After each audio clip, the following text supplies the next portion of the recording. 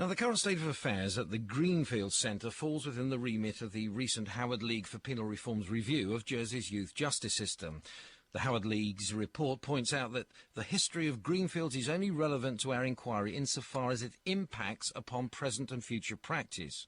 Well, the Howard League believes that that potential impact is considerable.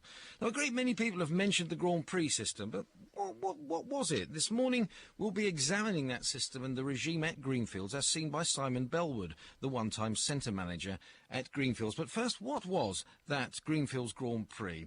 Well, it was what was known as a behaviour management procedure, a system of rewards and penalties for inmates. And there were 4 stages: qualifier, grid, track and the pits. And on first arriving, a qualifier would be placed in a bedroom where they would spend 24 hours. The Grand Prix documentation actually says to give them time to reflect.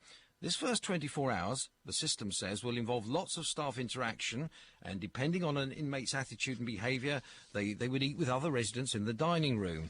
The minimum time a young person would spend as a qualifier was 3 days.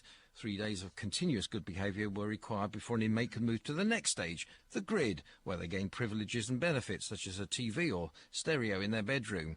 After 7 days on the grid, a young person would graduate to the track, which brought even more privileges. An inmate could also be punished by moving backwards through the system. Bad behaviour, bad language, not responding appropriately to staff, not being respectful to other residents, and a range of offences resulted in a strike. Now, if a resident was sent to their room for bad behaviour or being rude or non-compliant, their bedding was removed and they stayed in their room for the rest of the day. The pits was another negative side of the regime and lasted for a minimum of 3 days. If a resident was in the pits, they spent 24 hours in their cell. The official document uses the term cell rather than bedroom. During those 24 hours, the residents slept, ate and drank in the cell, and dependent on behaviour, would be allowed 1 hour's exercise. On days 2 and 3 in the pits, residents were educated, eat and spent their recreational time in what was called the vestibule area. To move on to days 2 and 3, a resident in the pits had to demonstrate 24 hours of good behaviour and good language. Now, we should say at this point that the Howard League is certain that the Grand Prix system and other practices involving solitary confinement or single separation are no longer in use at the Greenfield Centre. Now, Simon Bellwood was the centre manager at Greenfields from August 2006. He was appointed to run the new state-of-the-art secure centre as its first manager. He became so disturbed by the situation which developed at Greenfields as he saw it that he felt compelled to register his concerns with the then Minister for Health and Social Services, Senator Stuart Sivray. The rest is history. Mr. Bellwood joins me now in the studio. Very good morning to you. Good morning. Thank you for coming in. Now, you are a qualified and experienced worker in the field of children in secure accommodation. Yes. In your experience, what are the accepted methods of managing the behaviour of residents in secure establishments like Greenfields? Well, there are a number of secure establishments in the UK. I think there's 26 currently. It's a recognised practice of having a behaviour management system in place in those establishments. The idea of a behaviour management system is that generally you offer young people rewards and incentives for good behaviour. So that in itself is not unusual to have a behaviour management system? No, absolutely not. But was it unusual to have the Grand Prix system? I'd never heard of the Grand Prix system prior to coming to Jersey.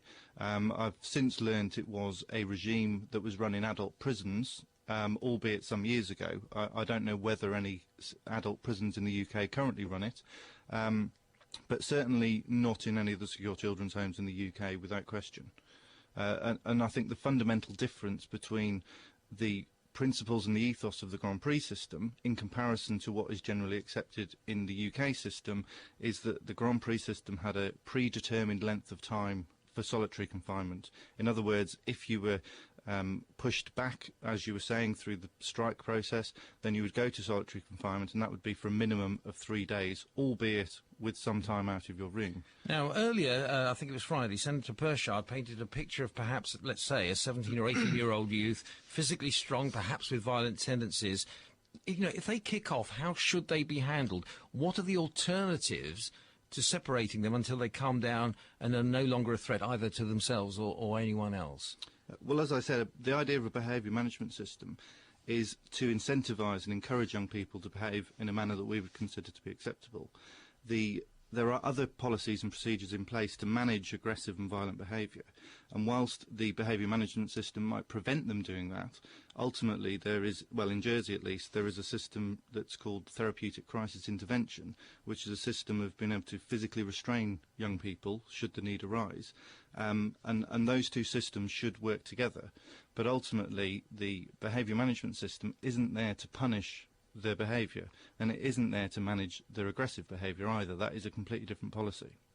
Now, have I outlined the Grand Prix system briefly? Was it in operation when you arrived at Greenfields or Les Chênes in August 2006? It was, yes, yeah.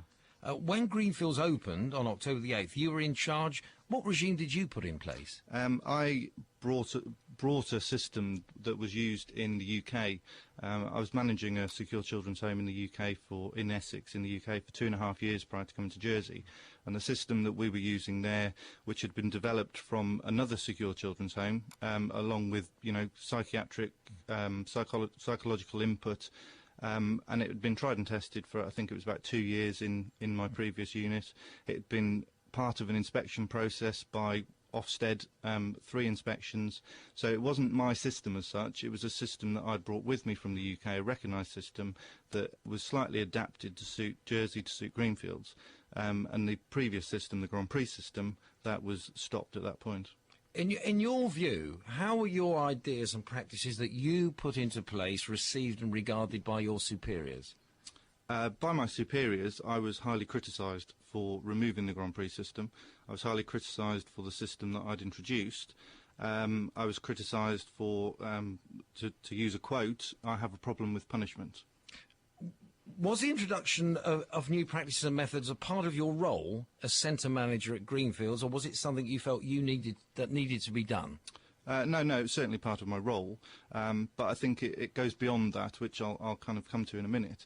First and foremost, for me, the Grand Prix system was quite clearly abusive to children, and I was brought over to manage a secure children's home, and there was absolutely no way that I would condone such a system being in place where ultimately I was accountable for it. Because you felt it amounted to abuse, in Absolutely. your opinion. I'd spent 15 years training and working in that career, and it just rung alarm bells immediately. But to go back to your question of was it my role to introduce policies, then yes, my job description quite clearly stated that... Sorry, go on. My job description was quite clear that part of my role was to ensure that the unit was fit for what they call national minimum care standards, which is what